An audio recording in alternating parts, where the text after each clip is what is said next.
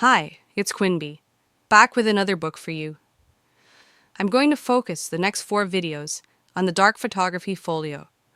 Why? Because it is worth your time. Before I dive in, please like and subscribe. Thanks. Hands of the Maker by Swin Daniels is the second book in the series. And it's here that things begin to get really interesting. You realize that the scope of the story is expanding far past Saxon and Juliette's relationship. Not only does that expansion include new characters, it also reveals tantalizing glimpses at past events that will have major implications for the futures of all involved. The story transforms into what is best described as an ensemble piece. The setting this time around is a very special photo shoot for Saxon's client, Daizu. They're launching a fashion technology that will change the world, and they need images that set the fashion photography bar higher than it's ever been set. From a deeper look into the lives of the photo assistants that no one ever sees on a set, to the introduction of Fat Polly's precocious daughter, to, well, I think it's time for a sample. Why do they call you Saxon Payne? She asked innocently. Saxon almost choked on his drink. She timed that. He wiped his mouth, taking his time. The answer you seek cannot be put into words. It is something you have to experience, he managed lamely. Really? She moved a bit closer to him. Somehow her scent was stronger than the new distance between them should have allowed. And how does one go about gaining this experience? It's not available right now. The girl made a small move of disappointment. She faced him square on, and Saxon found her silhouette extremely disconcerting. As if she had read his mind, Persephone snapped her fingers. Is this better? Her outfit slowly changed, became more reflective. The top-like contouring her now, revealing the curves of her breasts and torso, her small waist. That's quite an effect. She leaned back in her chair and laughed, a disconcerting yet beautiful sound, like some ancient wind chime, musical and mad. Are you speaking of what I'm wearing? Or me? Why, both. So, Saxon, what do you think? Ling Pei had chosen this moment to interrupt. The photographer turned to him, clamping down the irritation that was about to come into his voice. Persephone's outfit was printed by your 3D nanoprinter? We prefer to use the term fabbed. It's disconcertingly disconcerting. I've never seen anything like it.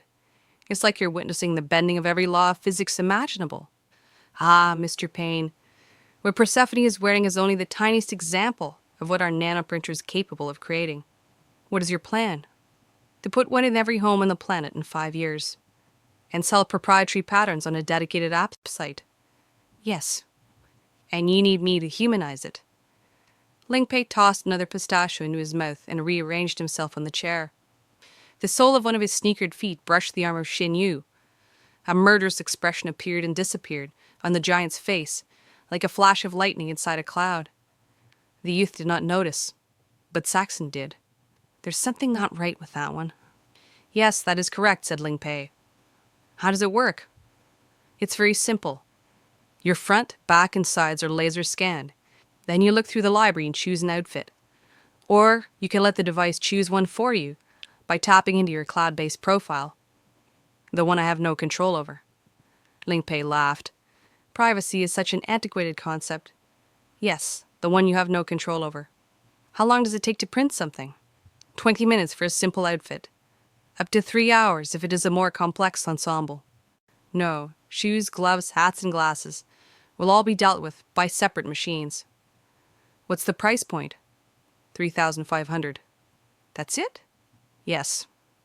Saxon's face betrayed nothing, but inside he let an enormous sigh of relief. He had guessed right. What they would see on the rooftop tomorrow was perfect. What do you have in mind, Mr. Payne? This was now a poker game with no one aware that Saxon held a royal flush.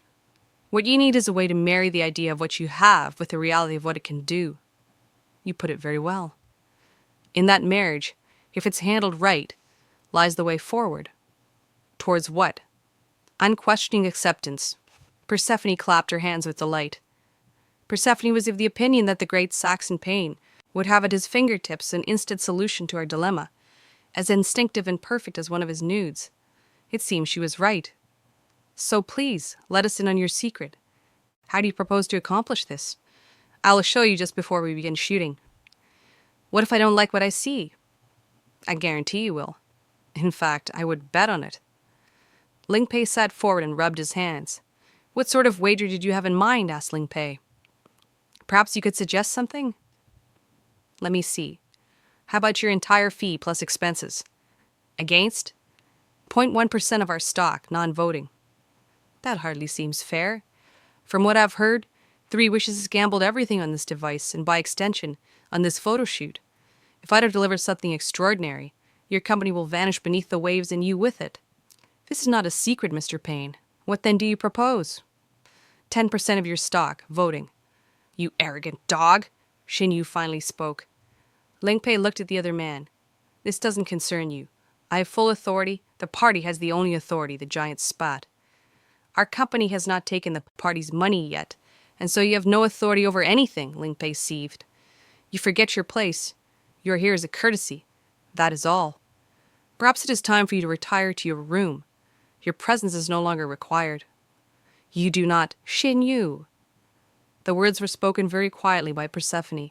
They cut the air like the sharpest of swords. Do as you are told. This is though speaking to a dog. Saxon Payne saw the most incredible expression contort Shin Yu's features. It was one of abject terror mingled with an incendiary hatred, and the briefest flare of a deep and unrequited lust. It flashed through his features so quickly, Saxon almost didn't see it. Almost. Who the hell is this girl? The giant abruptly shoved his chair back, so hard it nearly fell over. Then he stormed off. Ling Pei watched this unfold, his expression never changing. Inwardly, he was dancing with joy. They bought it. Persephone was casually inspecting her nano-black nails. She looked up briefly. Please, continue. 3.5%, non-voting, said Ling Pei, and this only because of the misplaced love my father bears for you. 5% voting, and an exclusive to do your next 3 shoots. Ling Pei hesitated, as though he were actually considering the photographer's counter-offer. He's a terrible actor, and probably a worse card player, surfaced briefly in Saxon's mind.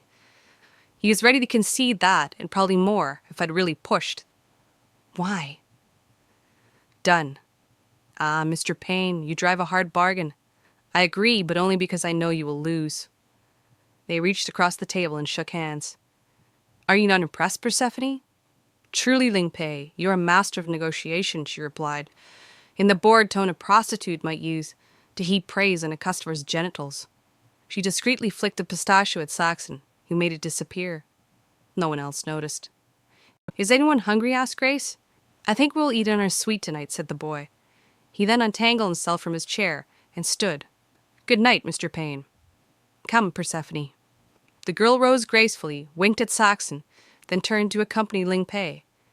Saxon watched them go, the girl a full head taller than her charge.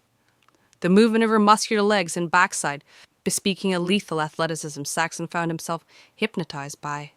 As though she knew his eyes were upon her, she raised her arm, waited just an instant, then snapped her fingers. Once again, all he saw was her black silhouette, like a hole punched in reality. I am officially drawn in. I love Swin's writing, and the sci-fi and martial arts add such an unexpected savor to what I originally thought would be a simple romance. Curious? Then do yourself a favor and grab book 1, Eyes of the Beholder. That's it for this week. This is Quinby Delicious signing off. See you in the next video.